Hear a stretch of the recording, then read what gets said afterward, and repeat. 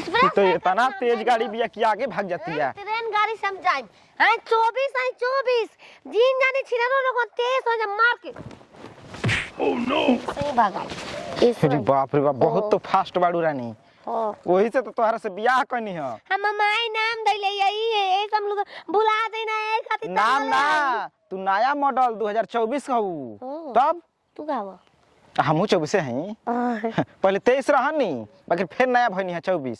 Servicing करनी है। कैसे मनी नया साल माल ससुराल गो यार कहतुई उ तो कहबे करिया से जितना यार सरवा होने से उतना कहिया से लहर में गो रही हूं कर उ यारवा। अच्छा उ लवर होई। हां नहीं नहर में गो रही नहर नहर जनन पानी आवेला ओमे पतैले उ तो हम गंगा जी ढेर नहले चलावा। हां तब नदी नहा चाहे ना कैसे मनी नया साल अब कोई कैसे मनी नया साल कि माल ससुरार गई चलावा लेके हिलावा रुमाल माल ससुरार गई चलो हो चला खोलम नहीं कुछ हो जाए एकदम नया मॉडल है गाड़ी के नंबर है। रोवा जन कनिया देखा अब तू पुरान हो गइलू अब तू एजे से जा खास भगवान आज हमरे के पुरान को देलन ई घर से हमरे के जाए के पड़त ताके जाए के पड़ी कनिया तहार अब दिन पूछ गइल भावे जैसे बस अपने दिन खातिर तू रहलू ह लेकिन हम सोचले रही के जीवन भर अपन सास के सेवा करम अपन जीवन भर खातिर अइले ही ना रहलू त तो कैसे हमर जीवन भर सेवा करबू जा निमन से रहिया जहां रहिया आबाद रहिया खुश रहिया तू रोवा जान हंस के विदा होगो हंस के अरे माय हो चुपा बिना इसी में तो चले लगा तारू 24 आगनी 24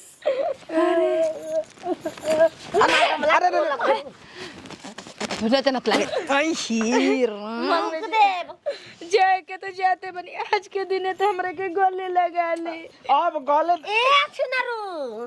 छिनारू पटाइले वाला में ह सॉरी बका रे अरे ना हो ए बच्चा लगा ले गले फिर दोबारा भेंट ना होई अब बाज आ जा तन की लाग जा लास्ट विदाई है। अब तू पुरान मॉडल हो गलू जा रोवा के छोड़ के हम जाए ना हाथ रहे अरे बाप रे बाप छिनारू आई बार रोज का गले में गई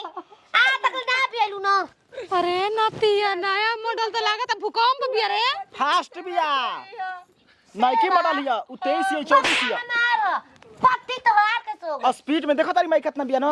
तू लगा कबार हां त ना स्पीड चले ता ई कर अरे अपन बोनट आगे कर तू एक साल पीछे के बाड़ी तू बता छिनारू एग्रीमेंट में साइन होता हम जब ले पी 25 ना आई 25 का नया 26 25 ना जब ले हम जेबे ना 25 उ आएगा तब हम जेबे ना साल में रहबे बहन सुना हमर मरद के का पसंद बता रे के बता के हम जात छिनारू बताई अरे जिंदे भी नहीं करे के बता दे बुका करत तू धीरे से पतरकी गली से निकल जा हो कनिया देवरो हो देवन मोर को जिया। देवरो हो अरे लारी हाथ भटकाती एके सांस में तो पूरा साल के बात रेल अरे गलतिया एक के सांस में 5 गो बच्चा ए पैदा छिनारू लारो होती करमाई के बात करमाई के से ए नाती तो 5G के कहला लेके आवे के पापा सुना आखिरी विदाई में रोवे के जिंदगी भर के अब फिर जिले के का करब नेटवर्क नहीं के चलत बताओ साल भर हो गई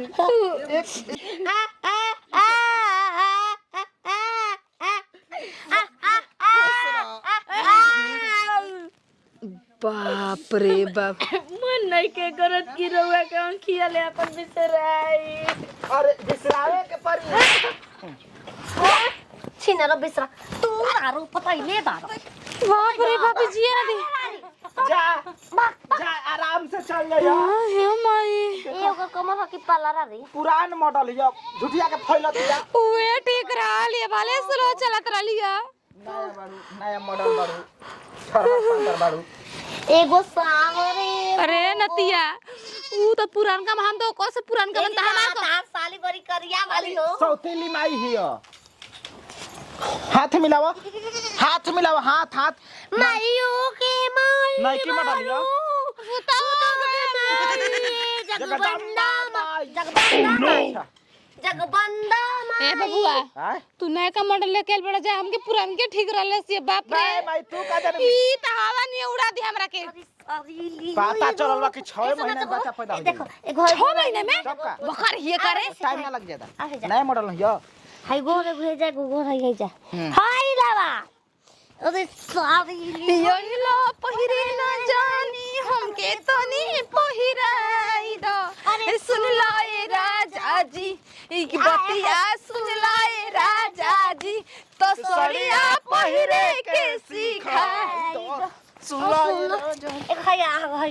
लगाना का बता हाय रे हाय रे काजरा अरे जान ए नतियू नयका मॉडल में बैठ के डांस करवा प्रोग्राम खोल दे कर खाती ई सौती या मायो की मॉडल हिया तन की बर्दाश्त करही के परी बस के नहीं है 1995 ई अरे ना